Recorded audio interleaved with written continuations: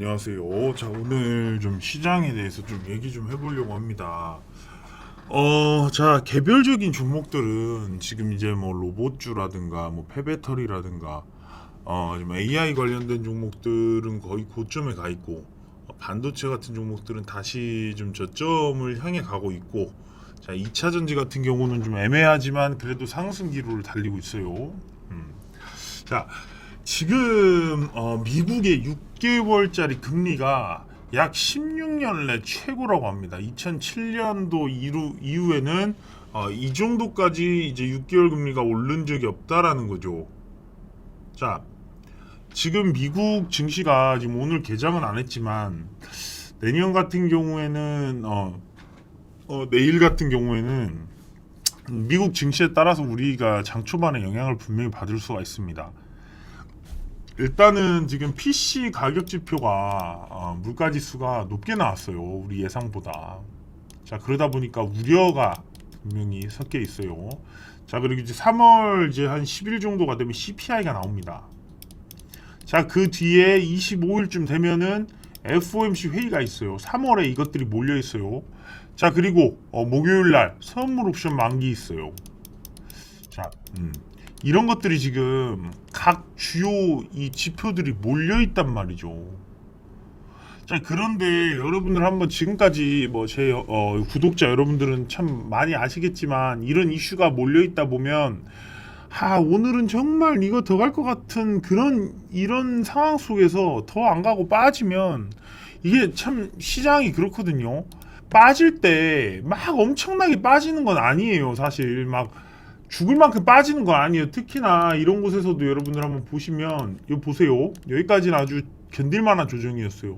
자, 그런데 보시면 여기부터 한번 음봉이 나오기 시작해서 여기 일주일이에요.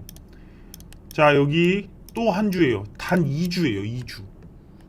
이렇게 하락이 2주만 딱 나와도 증시는 꼬꾸라진다는 거예요. 오늘 같은 경우만 하더라도 좋은 소식이 계속 나오잖아요. 그래도 좋다고 하기보단 이슈를 계속 만들어주고 있잖아요. 뭐 로봇 뭐 저기 그 도로 개정법 뭐 이런 것들도 계속해서 나오고 폐배터리 관련된 기사들도 계속해서 나오면서 이 심리를 자극해 주지만 실제로 이런 구간이 떨어졌을 때 이거 사실은 그렇거든요. 여기 구간은 얼마 무섭지 않은 구간이에요. 이 구간들은. 자, 이 구간도 사실 무서운 구간입니까? 아니에요. 이걸 뚫고 내려가는 1, 2주 때문에 문제가 생기는 거예요. 이것도 딱 2주예요. 여기도 1, 2주면 이게 끝날 거예요. 그러면 이 지금 3월 FOMC 회의가 끝날 때까지 한 3주에서 4주 걸려요. 그러면 지금 다시 올라오는 척 했다가 일주일 올라와도 딱 2주면 된다고요. 이거 내리는 거는. 그래서 제가 좀 이 시장이 빠질 수 있기 때문에 우려를 좀 했고, 그런 부분들 때문에 지금은 신규 매수를 한다고 하기보다는 이런 이슈들이 지나가기를 기다리자는 거예요. 결국 지나가다 보면 내가 어떤 종목을 투자해야 되는지 지금 어떤 상황인지가 다 보인단 말이에요. 여러분들이 지금 이거 보시면 제가 이런 것들 다 텔레그램에서 지금 말씀 계속 드리고 있습니다. 여러분들 여기 텔레그램 들어오시는 방법 간단합니다. 여기로 지금 문자 보내주시면 돼요. 자, 지금 여기 이제 좀 소식을 잠깐 보면 6개월 금리가 16년 내 최고다. 이것도 의미를 알아야 돼요, 여러분들이. 왜 미국채가 뭐 10년물도 있고 뭐 30년물도 있어요. 근데 6개월 금리 이거 단기 금리가 단기 국채 금리가 최고치를 이뤘다는 것은 뭐냐면 단기적으로 돈이 주식 시장으로 안 들어오고 채권 시장으로 들어갈 수 있다라는 겁니다. 그러니까 결국 어떻게 보면 증시에서 돈이 빠져서 채권으로 넘어가는 거겠죠. 여러분들 옛날에 생각해 보세요. 비트코인으로 넘어가면 주식시장이 살지 않는다. 비트코인 이제 망했으니까 주식시장 다시 살아나겠다. 이런 말 많이 들어보셨잖아요. 그거 똑같아요. 채권이 매력적이면 주식에 있는 돈들이 빠져서 채권으로 흘러들어갑니다. 그런 부분이에요. 채권 시장이 사실 주식 시장보다도 훨씬 더 큽니다. 안정적인 자금들이 필요하기 때문에. 자, 그런데 단기 금리가 이렇게 높아졌다는 건 단기적으로는 이 돈을 주식 시장에 쉽게 넣지 않고 단기적인 금리가 높은 국채에 넣겠다. 이런 이 투자자들이 지금 매수를 꺼려하는 상황이라는 거예요. 미국에 있는 투자자들이. 그렇다면 미국 지금 하락이 또 나올 수도 있겠다. 그런 좀 인지를 하셔야 돼요. 그러면서 지금 어떻게 보면 그러죠. 회수예요, 회수. 국채 쪽으로 주식 시장에서 돈이 흘러 들어가는 상황이에요. 그럼 두 번째를 볼게요. 제가 요걸 준비했습니다. 자, 금리가 지금 환율이에요, 환율. 우리나라 환율이 중요한 지점을 다시 한번 넘었습니다. 자, 오늘도 지금 환율이 이렇게 올랐어요. 1323원까지 갔어요. 자, 그렇다는 것은 지금 이것만 하더라도 어떤 걸 또 봐야 되냐면 우리나라 주식시장에서 돈이 빠지고 있다는 거예요. 외국인의 자금들이 빠지고 있다는, 그러니까 코스피 시총 상위주들은 지금 맥을 못 춥니다. 자, 시가총액 상위를 좀 볼게요. 자, 보시면 여러분들이 여기 보시면 이제 코스닥 같은 경우야 에코프로나 뭐 에코프로 BM LNF가 좀 살려준 거예요. 자, 하지만 이 코스피는 외국인이 전반적으로 지배하는 거기 때문에 전반적으로 지금 하락이 나오고 있습니다. 이 폭이 얼마나 깊을지 얼마나 뭐 길어질지는 아무도 모르겠으나 지금은 주식시장에서 돈이 어느 정도 빠질 여건들이 생기고 있다는 거예요.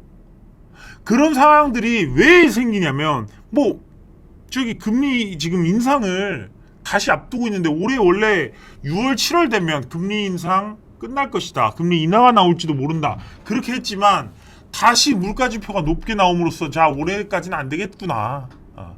올해 한 6월까지 빅스텝으로 그냥 따다닥 올려버리면 어떨까? 지금 이런 말들이 나오고 있는 거예요.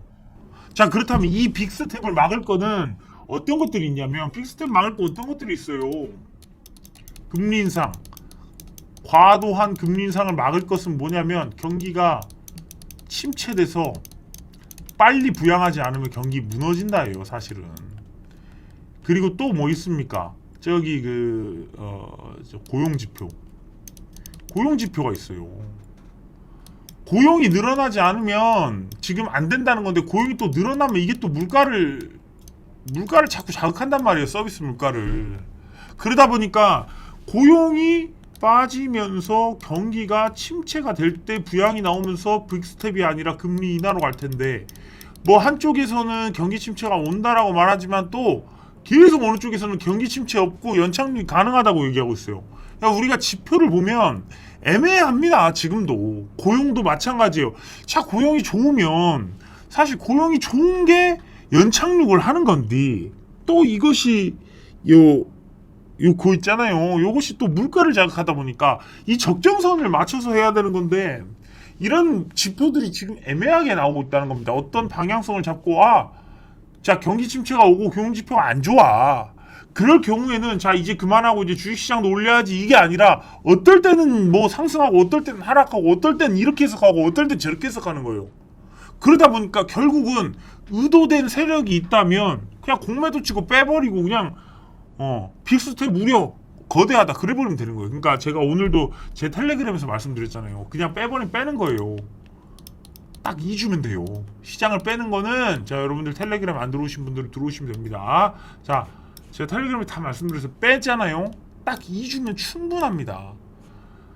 이 시장이 빠질 때 막 굉장히 오랫동안 그럴 것 같지만 절대 그러지가 않아요.